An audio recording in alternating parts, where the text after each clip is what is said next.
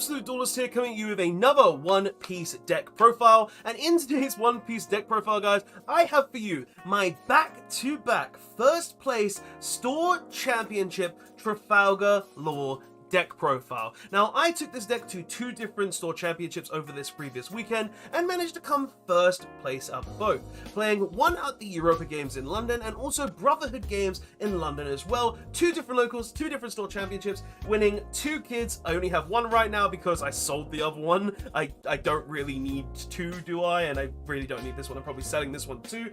And we did just fantastic throughout the events. We did really, really well.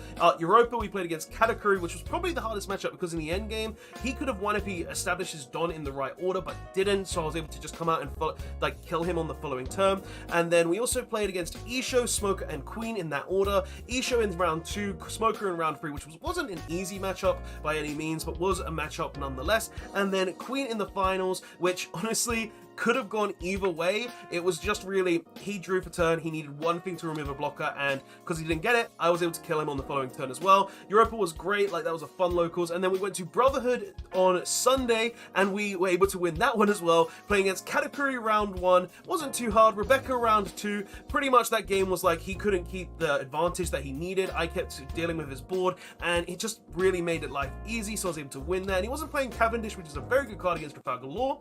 And then round 3 was against Zoro. Zoro was my scariest matchup, obviously, because of Fire Fist is insane, but luckily he only got to 1 Fire Fist, so I was able to take the game there. Then round 4 was Whitebeard. Whitebeard is not a problem for me when I play Law. I have no issues with that deck. And then finals was Blurple Dofi, funny enough, and like honestly, that was a fun game. It was very close. It came down to me having Restand Law with double swing 5 cost Luffy for game. So honestly, great games throughout every tournament. Was a lot of fun playing this Law list, and honestly, I think this is my Law list for OP04 now, because I've hit the point where Law is just a great deck no matter what. Its cards don't really change very often, but the deck is just so powerful that it doesn't need to change. So like, I've got my list, I've changed things from obviously OP03, but we're gonna go ahead and show you guys the list now so you guys can see how we performed and what we played in the deck. So obviously this is our leader, Trafalgar Law. What he essentially does is he pays 2 Don while you control 5 characters to return a character to your hand and play a character of a different color from your hand that is 5 cost or less. So return a 1 cost red Nami, play 5 cost Law, then go ahead and do shambling things from there, right? That's essentially what he does. Very good, very strong, and just cheating out bigger characters, it's strong, it's good, it's not going to be bad ever.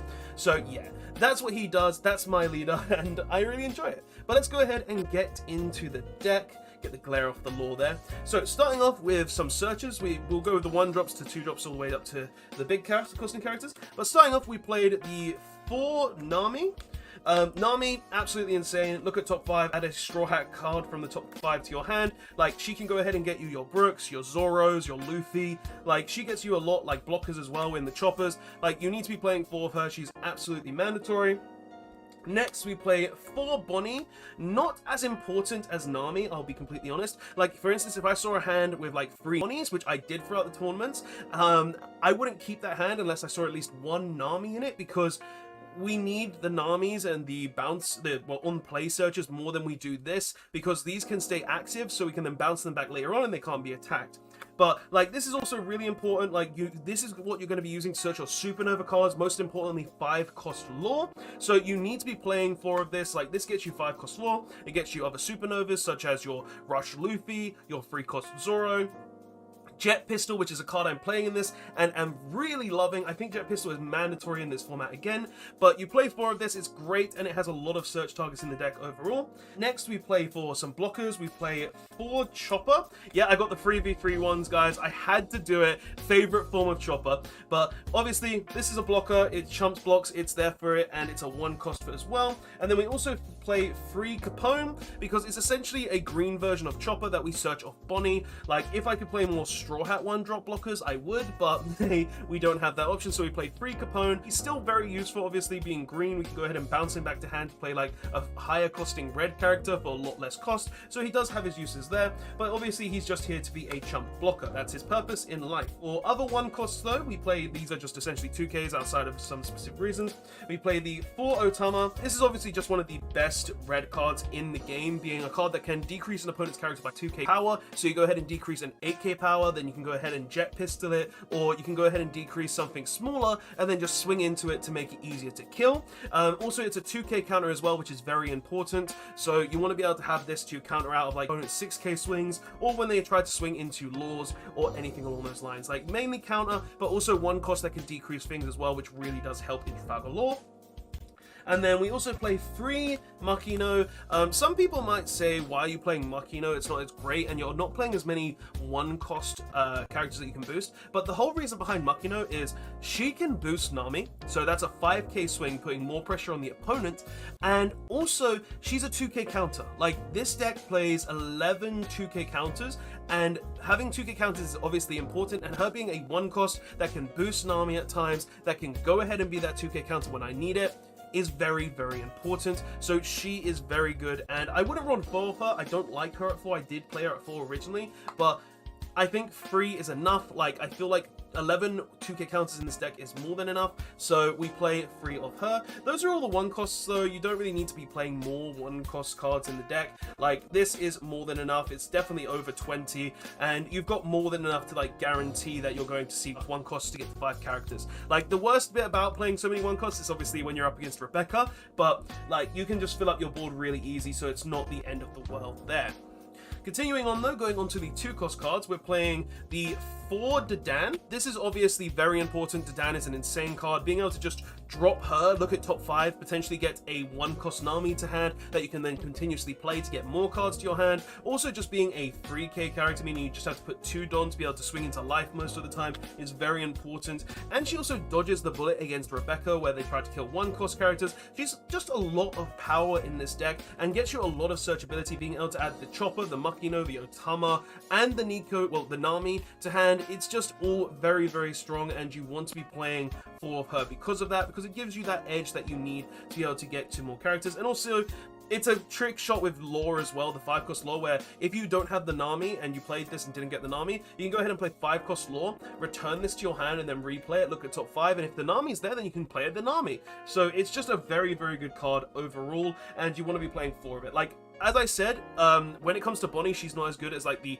on-play searches, so this is just very important, because if I saw this and I didn't see a Nami, but I did have a Bonnie, or I didn't have anything else, or had just a ton of 5 costs, I would still keep this hand, just because if I saw Law and I saw the Dam, that means double searches, that means I'm going to be able to get further in the game, and also it means that I'm just going to guarantee another 1-drop to play so I can get to the 5-turn Shamble, right? So she's just very, very good.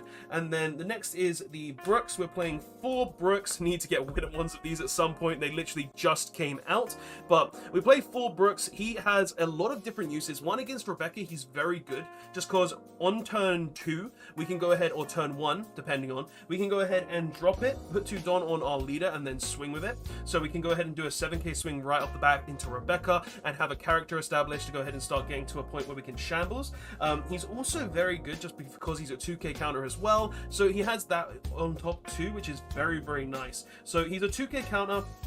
He has the ability to go ahead and make your leader bigger, and also he can just be a swing himself, being 3k, so you can go ahead and attach 2 Don to him and swing as well. So like, it seems this format 5k swings are very, very good, because Whitebeard isn't as prevalent as it once was. It's still strong, don't get me wrong, but it's not as good as it was before. So I feel like because of that, Brooks just becomes a lot better, because it means that, oh, I can go ahead and swing with 3k powers a lot more, and I can also just go ahead and attach Don onto my leader to get a lot more power. So it's just very good. Has nice matchups, and also 2k counters are always going to be relevant, guys, so you need it. So yeah, we play 4 of him, and then going on to the 3-cost cards, we're playing 2 Vista. Vista is one that you don't necessarily need to play. This is one that I'm playing for specific reasons. One, I feel like if I go against like a Smoker deck or the Blurple Dofi deck, then Vista is just going to be imperative, just because one, I can drop this against Blurple Dofi against a Sugar instantly, so I instantly kill Sugars. I can drop it against with an Otama against a Purple Uta to go ahead and clear that blocker and stop him from double resting. I can kill pretty much anything against Zoro, which is very, very nice, especially when I trick it out going into the lore, then play lore, then return it and play it again to kill 2 characters. Like, it has a lot of utility. I don't really want to play more than 2. I feel like 2 is enough, and I don't see it nearly as enough as I should, don't get me wrong, but like, it's just a decent card that has very niche uses, and I feel like 2 is pretty enough for this card. I don't really think we need more than 2, and I do like it as at 2 in this deck. It's just been very useful at 2.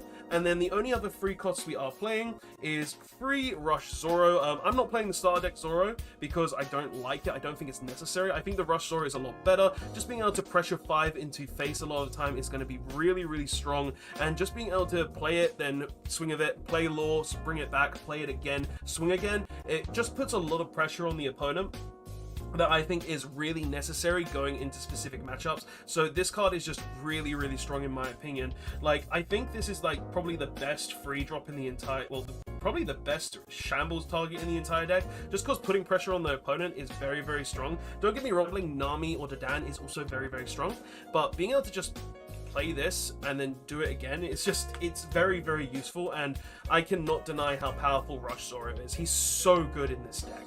Going on to 4-cost though, the only 2 that we actually play that are characters, we play 2 4-cost Rono over Zoro. He's pretty much just a vanilla 6k. I wanted to play this card again, like I was playing it originally in OP02 but then took it out because it didn't seem as necessary in OP03, but in OP04 this card instantly comes back in because 1, Whitebeard is around still, so it's a free swing into that. 2, it's a green card to shambles that you can search off Nami, which is very important. Being able to have a card that you can search that's green off Nami, to be able to shambles out like the Nami itself, and then play a green on top if you don't get to the Trafalgar Law, is so useful. And also he's Supernova, so he can be restanded by the restanding Law. So he just has a lot of utility. Like, he's a vanilla, obviously, so he doesn't do a lot, but being a 6k swing, I can restand it with restand Law, and being searchable by Nami, and also being searchable by Bonnie as well in the deck. Mandatory. I think this card is really, really insane, so you have to play it. And he has counter too, so he has that on top as well, so just more counter. And then going into the 5-cost characters, the most important one, for Trafalgar Law. This is mandatory 4 of in the deck. This card is absolutely insane. Like, he's a 6k blocker. He can go ahead and block the 5k punts, which is just very useful. If I see someone swing for 5k and I'm looking at their board and I'm like, yeah, I have another blocker. I don't really care if I block this because it stops wasting cards. I'll just block it, see them attempt to swing, use the chump blocker, which is probably a chopper or a Capone, and then just, if they try to swing it again, I'll counter out. Like, it's not the end of the world, because this card is just very strong being a 6k blocker, and also just being able to return a character to the hand, like the Rush Zoro, as I said, and then replay the Rush Zoro.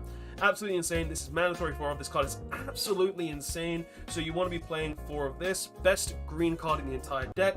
And then next we also play 3 restand laws. I know some people play 4 of this. I tend not to like 4. Like, I think it's not terrible playing out of 4, but 3 is just the number that I prefer, because yes, it's very, very strong, but I don't want to see more than like maybe 2 of it. Like, honestly, this is only good when we have another supernova, and being that our main supernovas is the Rush Zoros and also the green Zoro with the green Law, like, you need to have those established, and if they kill those, you can't restand them. So I felt like this card only needs to be free. Plus, I'm not going to end up using it more than twice per game majority of the time, because I'll use it for counter or something else at times, and because obviously I'm playing the green Zoro as well, it just, like, I felt like 3 was more than enough. I feel like this is a perfect number for the card, so we play 3 of this as well. And then just 1 Basil Hawkins. To be honest, this didn't come up at all throughout either of these store championships. Like, the card is good, has Fury behind it, where obviously if you go against Whitebeard, you can double swing. If you go against Green Dofi, Green Purple Dofi, you can double swing into that as well if they attempt to block it. Go ahead and get rid of multiple characters against something like Queen or something. But I'll be honest, it's not insane. Like, it's not great. I might actually cut it. Could potentially turn into the 4th restand Law, I don't know. But, like, I don't think it's very necessary anymore. Like, it was definitely good last format, but right now I think there's just better options, to be honest. And the last 2 characters in the deck is 2 Rush Luffy. This card, oh my god, guys, this card is insane. Like, this card in last format was a one-off. Like, you didn't play more of it because there wasn't enough blockers to justify it. Zoro wasn't playing any blockers. The only deck, like Whitebeard, wasn't playing blockers because they just played full counters. Like, Katakuri, they got a Brûlé of Life, but that was the only blocker they played. Like, there wasn't enough blockers to justify it. But going into this format, guys, we have got Queen that plays every blocker that's a trigger under the sun. We have got Whitebeard playing blockers again, playing the Marcos, the Choppers, and all of this stuff like Fusa. Like, we've got Green Purple Dofi that plays 7 cost blockers, 4 cost blockers. Like, we've got so many decks in the game. Even Rebecca playing literally Ideos and Bartolomeos and literally Subos. Like, there's so many blockers in the game right now that this card is mandatory in the deck now. So we're playing 2 of this. This is an insanely good card. Like, it's searchable via Bonnie, it's searchable via Nami. Like, it's just very, very strong and ends games so easily, guys. Like, this card, I won't even lie, in my final match against Green Purple Doping, he had like 4 blockers on the board.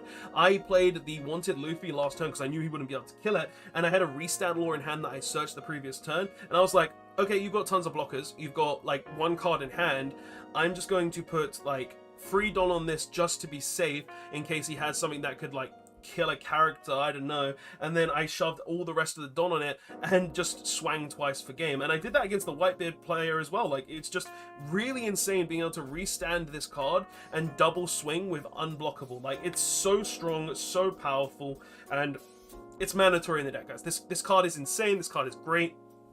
I love this card. I really do love this card. And then the final card in the deck, a card that was actually completely cut out during OP03, but needs to be put back into your lore decks, is Free Jet Pistol. This is the only event that I'm playing in the deck. Like, I'm not playing Guard Point, I'm not playing Radical Beam, I'm not playing any of these because I don't actually think those cards are necessary. I don't think they're needed. I think Gun Jet Pistol is absolutely insane. I think this card being able to remove 8k power characters with Otama, being able to remove blockers like Sabo, like Law, being able to remove Katakuris, being able to remove so many different characters in the game of your opponent's board. If you're against Smoker, you can remove Kuzans. If you're against like literally anything with Otama, you can get rid of it, anything. Like, this card throughout the entirety of the 2 tournaments, absolutely insane. Like, this card is nuts. This card is great. I got it off triggers. I searched it off Namis. I got it every single time, getting rid of so vital cards and just stopping my opponent's plays because of this card, that it really is just a mandatory card in the deck now, guys. I think this card is absolutely insane. I wouldn't play 4 of it. I feel like 4 would be way too much, but 3, I love this card. I think this card is great. I think it's back in the format. Hell, I used it against the Zoro player when he had no cards left in hand. Like, this card is absolutely perfect, absolutely insane. I wouldn't cut this card for anything because it just gives you so much utility to remove the board, remove problems. Like, against Queen, if they get a blocker off of life, I'm going to drop this to get rid of the blocker so I can swing again into life. If I'm against Katakuri, they play 8-drop Katakuri, I'm going to literally play Otama and kill their Katakuri. Like, against like the Green Purple Dofi, I kill their Utas, I kill their Luffys if they with the Otama. Like, if I'm against Rebecca, I'm gonna drop Otama, then Jet Pistol the literal Luffy. Like, this is just great card, insane card, very usable, and I think it's just absolutely insane. But guys, that is my back-to-back first place Trafalgar Law deck profile. This is OP04. I've been thinking really hard about how to make this deck better, how to make this deck work in OP04. Like, how do I beat Rebecca? How do I deal with the Zoro that are still running around? How to deal with Rebecca when they got the Cavendish? Like, I've been thinking a lot about this deck, guys, and I think it's just really strong again, really powerful, and yeah, it's all OP01 cards and all OP02 cards, but this deck doesn't need anything else. Like, honestly, until they release more Supernova cards, until they release more Straw Hat cards that are relevant, this deck is going to be the same or not really have too many changes in it. And yeah, I'm just really happy with the list. I hope you did enjoy it though, guys. Tell me your thoughts and opinions on it on the comment section below. Do you think there's some things you would change? Do you think there's some things you would do differently? But honestly, guys, back-to-back wins has to show something. Anyway, guys, don't forget to like, comment, subscribe. I'll see you guys in the next one. Absolute Duelist, signing out. Trafalgar Law, best character. Later, guys.